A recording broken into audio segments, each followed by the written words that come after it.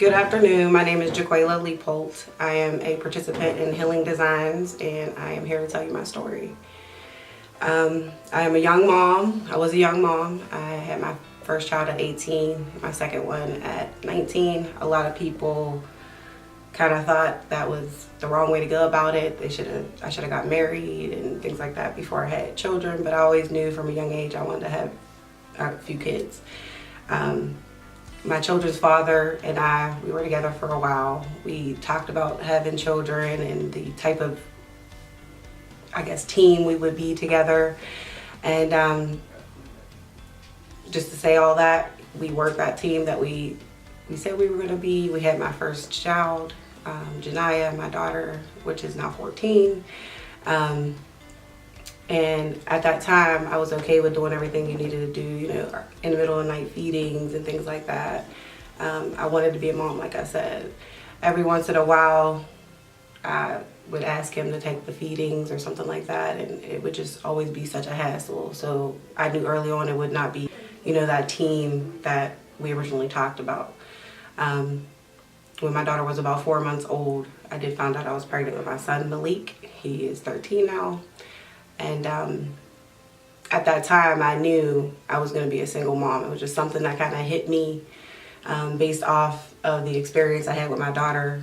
And I suddenly just got depressed. When I found out I was pregnant with him shortly after, I was extremely depressed about the whole situation. So I didn't really get a chance to enjoy my second pregnancy as much as I did the first one. After I had my son, I went into an extreme postpartum depression, and I kind of didn't have that bond with my son as I did with my daughter. And for a very long time, that really messed with me mentally. And it took me a few months to finally be able to be that mom he needed me to be. Because originally I was more or less like that robot. Like, he was always taken care of and things like that. Fed, bathed, everything he needed to be. But it wasn't that emotional bond. That was, for some reason, I was missing that attachment with him. I know a lot had to do with me just being depressed in general. Because I was just walking through life like that. I was just going to work, coming home, taking care of the kids, going to sleep, waking back up, and keeping it moving. I think, and also he was colic, so that was like a struggle for me. Like, my first child didn't cry at all. So I believe with all that, and then no help from their father, he was living with us at the time, but did not get any help. That just furthered the depression at that time.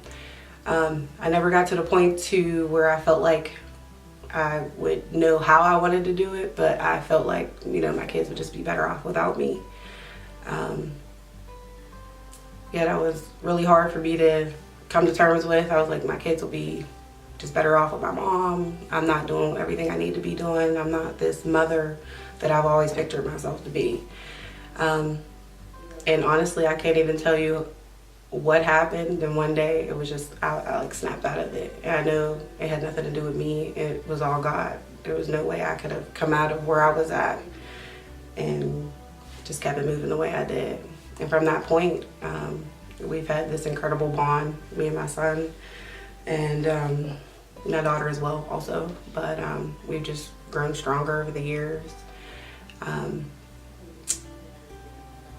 My children's father at that time, when they were about 1 year, my son was about 1 year old, I finally cut it off with him. He was very abusive as well at that time, like I said, so I was, on top of being depressed, I was also being physically and mentally abused. And that was also part of why I was like, there's just no point for me to be in this world anymore. I felt very weak at that time. And like I said, God brought me from it. Like, he gave me the strength to tell him he needed to leave. He gave me the strength to be that mom that I always wanted to be. And from there, he moved out, and all I did was just continue to hustle for my kids. I did move them from a not so ideal neighborhood to a better neighborhood so they can have the best opportunities they can have. And every day. It's a struggle, you know, to be that single parent, but I believe everything happens for a reason, and I'm stronger for it now. Just the other day, my daughter told me that I was her favorite person. I did ask her why I was her favorite person, and at the time she just said, you know, because you're my mom, you birthed me. And I was like, okay. And then yesterday she actually texted me and said, you're my favorite person because of the things you've been through, and I've seen you struggle, and I just look up to you and I admire you, and I know you love me, and when I'm sad you make me laugh, and you know, you just love me and my brother with all your heart, and I just made everything worth it. So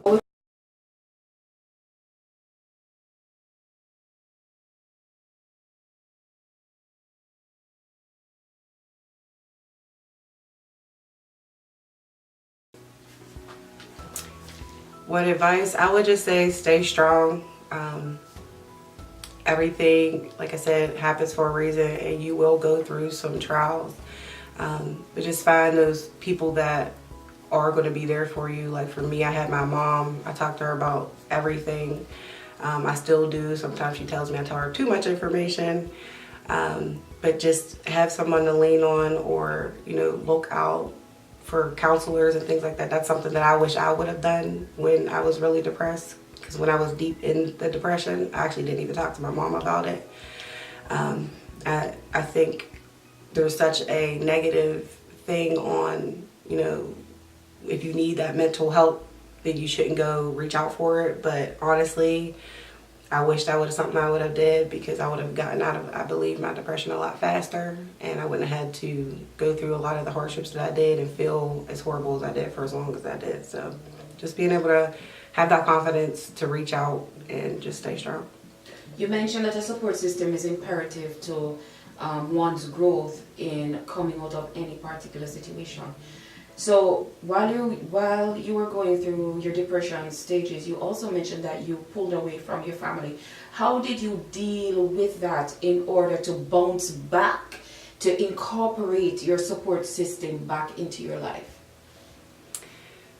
I would have to say I knew I was at my lowest of my low, and in order, like, me keeping it bottled in was not working for me, and it was just getting worse, and it almost felt easier for me to just say there's no point for me to continue on, because I didn't have that support, and because I didn't reach out to my mother, because she was my main support system at the time. So when I started to talk to her, that's when I realized, you know, you have to let people know what you're going through. And, you know, they might not have all the answers, but at least they'll be that listening ear, so you're not keeping everything bottled in and listen to your own thoughts, because that's not always a good thing. So you basically chose to live and not die. I did choose to live and not die. And like I said, I believe it was nothing but God that did that for me. So for depression is not something, and domestic violence, as you have mentioned, is not something that is immune to anybody.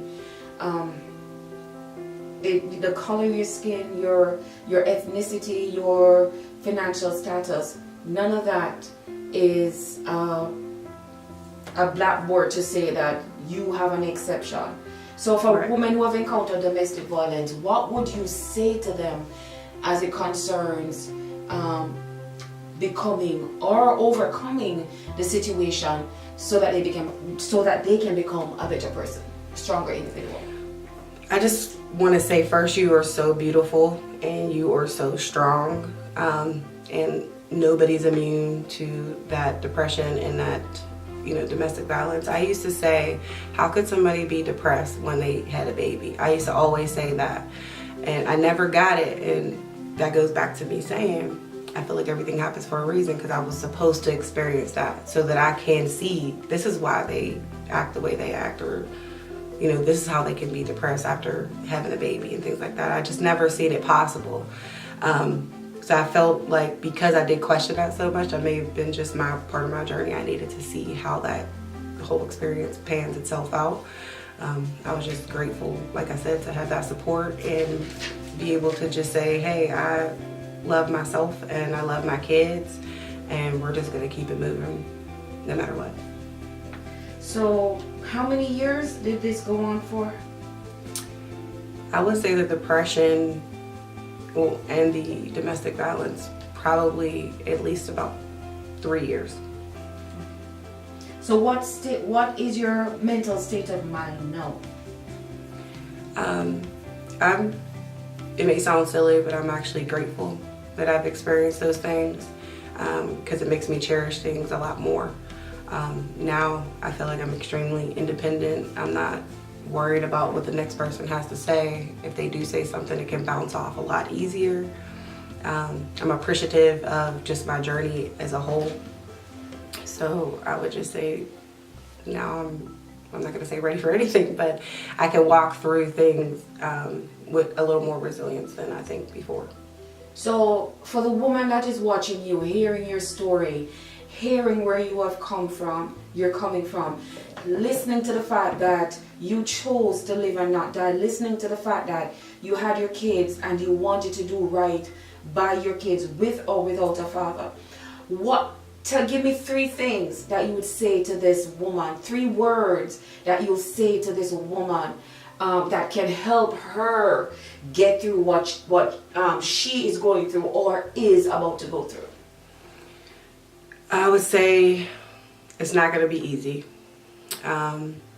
We all want, that fairy tale, relationship with your children's father, and you have that one, dad for your kids, and everybody lives together, you get married, and that's what it is. But the reality of it is most of us aren't going to have that, unfortunately. There's a lot of people that are hurt, men and women, and they don't know how to love each other. So just be sure that you are loving yourself, and you're loving your children according to, just being a good mom, loving them, taking care of them. You don't have to spoil them to love them.